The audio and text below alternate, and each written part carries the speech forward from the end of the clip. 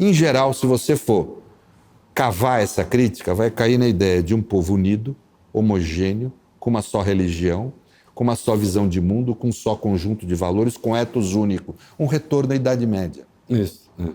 É isso que vai estar por trás. Ou seja, uma visão reacionária que nada tem de conservadora.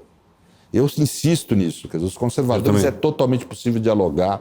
É gente que contribuiu para a visão humanística da modernidade, gente que nos segura, nós progressistas. Essa relação entre desejo e cultura é sempre tensa e produz o humano vem daí. Então, não há nada, absolutamente nada contra os conservadores, mas esse reacionarismo pode existir na democracia, mas é perigoso. E se a definição lhe parecer boa, vá corrigindo, a gente vai chegando. Mas o conservador, essencialmente, ele acredita que conservando instituições, ele vai poder, as instituições vão se reformando a partir da sua conservação e nós vamos avançando aos poucos.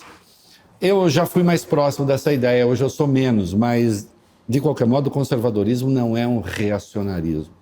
De jeito nenhum, ele é a manutenção. Ele é antidisruptivo, isso ele é. E a esquerda muitas vezes é disruptiva, vamos romper. Não, a esquerda mas uma parte da esquerda pelo menos é muito disruptiva, mas o reacionarismo é disruptivo também, ele é chamado por muitos... reacionarismo, sim, estou dizendo, o conservadorismo não. Ele é chamado por muitos pensadores de conservadorismo revolucionário, ou seja, a disrupção... Que, aliás, ou aceleracionismo. Que é uma expressão espetacular. Não, espetacular pela contradição que ela traz em si mesma. Essa expressão realmente mexe com os meus piores instintos.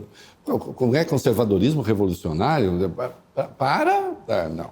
E vamos aqui falar concretamente. Eu sou um jeito progressista, eu defendo. Minha visão, meu afeto com o mundo é uma afetividade progressista, de quem aposta mais no desejo do que na cultura.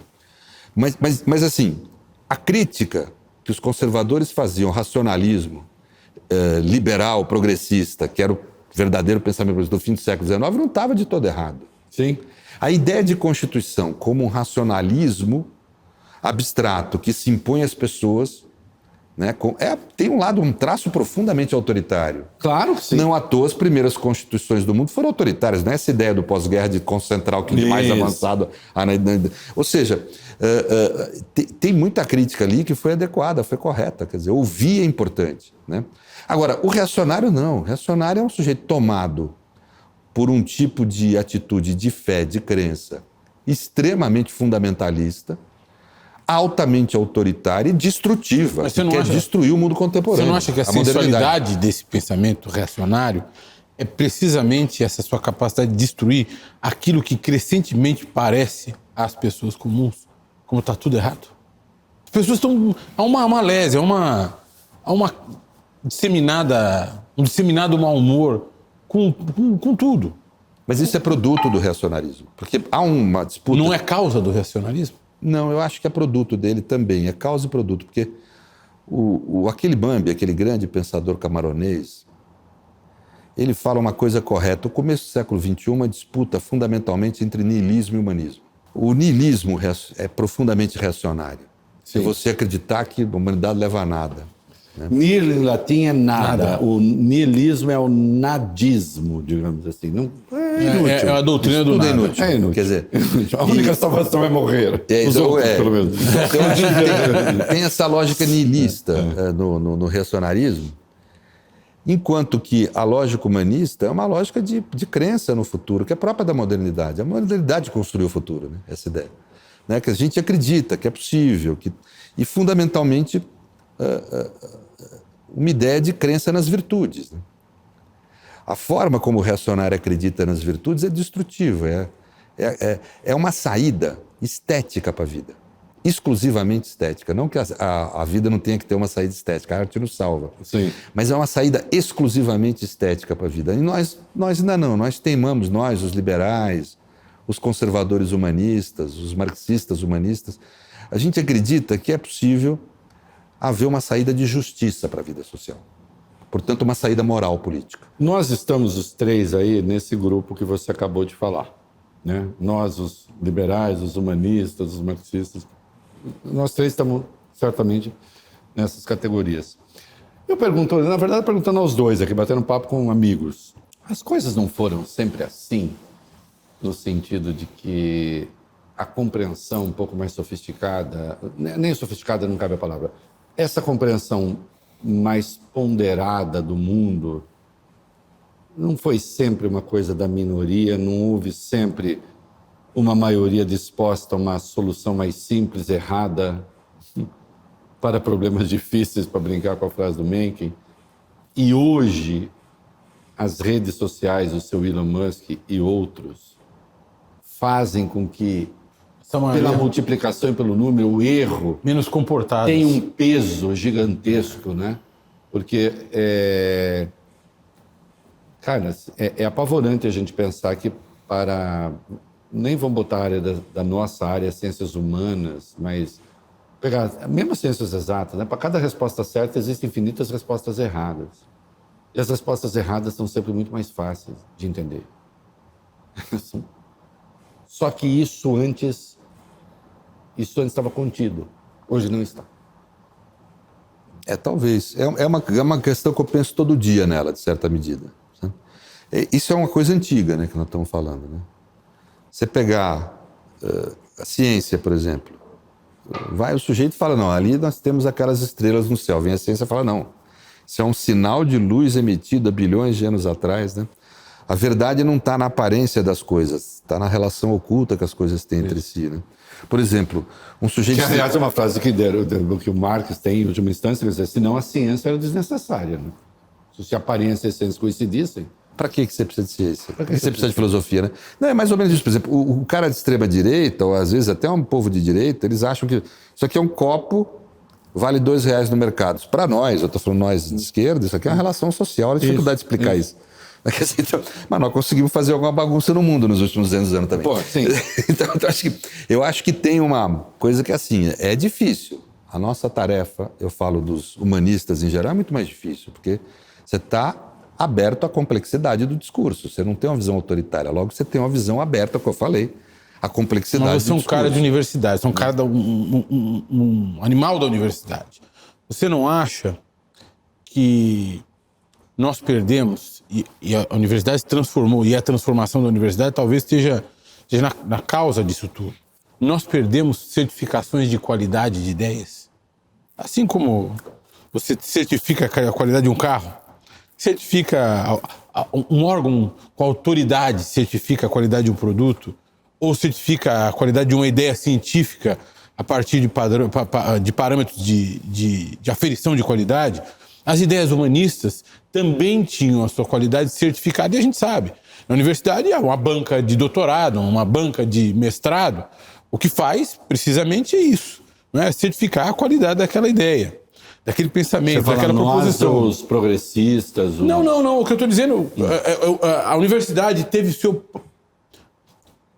o seu papel, desde o seu aparecimento, muito ligado à certificação da qualidade de ideias, sim, do pensamento, do pensamento humanista. A universidade deixou de ser um espaço, pro bem e pro mal, um espaço de certificação da qualidade de ideias. Seja porque se tornou um espaço mais plural, mais aberto, maior, seja porque se desqualificou à luz do pensamento da maioria. Esse universitário é um arrogante. A chamada arrogância uspiana, sobre a qual eu posso falar, você também, né? Enfim, a população, de um modo geral, olha para o pensamento intelectual de uma maneira muito diferente do que olhou no passado. Muito menos respeito. E com muito menos temor, temor reverencial, até, né? Um desdém. O que você acha disso? Eu acho que é real isso. E acho que, bem, na realidade, nós estamos numa sociedade que essa coisa humanista nunca foi moda aqui. Nós estamos numa... expressão. Mas nunca foi... humanista nunca foi muita moda. Né? Tem nós, desde 88, temos, por exemplo, uma Constituição que faz declarações profundamente humanistas, mas digamos, o paradigma, no sentido de Wittgenstein, o padrão pelo qual eu interpreto as regras, ainda é um padrão colonialista, retrógrado, racista. Veja como o país era. Nós fomos o centro de um modelo de capitalista que tinha por base... O capitalismo tinha por base o racismo. Nós competimos com a Inglaterra, que produziu riqueza, né? Que tinha por base o escravismo. O escravismo não é escravidão. como as pessoas querem às vezes acreditar. Escravidão sempre houve na humanidade, despojo de guerra e tal. É um modelo econômico. Claro, agora você pegar corpos humanos, sequestrado onde eles vivem, e transformar em mercadoria só na modernidade. Sim. E o Brasil foi o país que mais teve isso. 4 milhões de pessoas escravizadas. Os Estados Unidos, que todo mundo fala do racismo lá, foi 400 mil, 10% do que nós tivemos. Né? No chamado pós-escravismo, né, continuou aqui uma estrutura extremamente racista. Então, aí você tem, na Constituição de 34, nessa onda, né, de constituições que estabeleceram os direitos sociais no Brasil, a criação do direito à educação pública, se você for, quem estiver nos assistindo, pegue no Google o artigo 138 da Constituição de 1934, a linha B, estabelecia a eugenia como princípio da educação brasileira. A hierarquia entre raças, a exclusão do indígena, do negro e do deficiente físico também. Então, esse lado extremamente reacionário, primevo, selvagem no sentido kantiano da palavra, nós sempre tivemos na nossa tradição aqui. Isso está incrustado na nossa sociedade. Então, quando a gente vai interpretar normas, direitos, uma visão humanística, sempre tem essa referência paradigmática que é muito nefasta para a gente, né?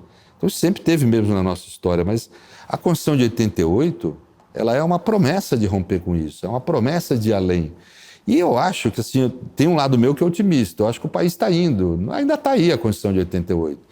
Tudo bem, nós não conseguimos universalizar os direitos. A maior parte da nossa população conhece o Estado como fonte de obrigação, não de direito.